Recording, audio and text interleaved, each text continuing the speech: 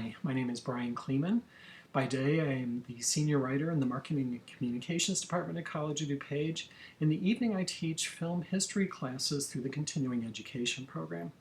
Right now, I'm supposed to be teaching a Hollywood and World War II class. Unfortunately, it was canceled.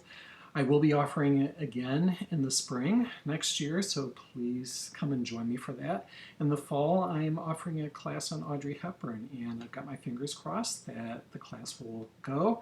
And you can tell I love Audrey Hepburn, and she's right here behind me on the wall in my office. One of the questions I'm being asked right now is, what are you binge watching? I tend to watch movies pretty much in my spare time, and mainly classic films that were made before 1970, although right now I'm in a late 60s, early 70s mode. One thing I always tell my classes is it's important to have a context when you're watching classic films, especially if you're not really familiar with them. Maybe you've heard of a film that won an Oscar back in 1937 and you decide you want to watch it. But if that's the only thing you know about it, perhaps doing a little reading and understanding what was going on in the world at that time, maybe where that film fell within a certain director or certain actor's career, and other issues of the time that will only enhance your viewing of the movie. And then perhaps watch other movies of that time period to get a broader picture of what was going on. So one thing I'd like to suggest to anyone who's looking for something to watch, first of all, I want to suggest reading a book called Pictures at a Revolution. This book looks at the best picture race from the year 1967.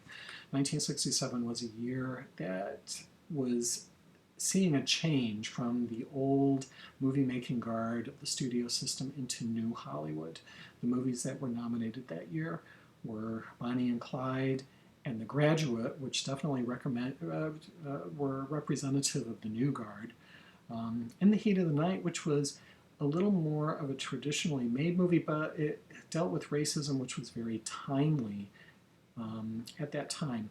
The fourth movie was Guess Who's Coming to Dinner, which most definitely was made in the style of the studio system, but also dealt with racism. And then the fifth nominated movie was the musical Dr. Dolittle, which was savaged by critics, made no money at the box office, so it was a huge failure, lost tons of money, and yet was nominated for Best Picture and what may be one of the worst Best Picture nominees in history. This book will tell you all about that.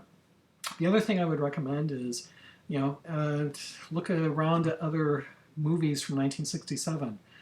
In Cold Blood, if you've never read it, by Truman Capote, the movie version of this book, directed by Richard Brooks, starring Robert Blake, was released in 1967. Could have been that fifth slot of Best Picture had Dr. Dolittle not gotten in.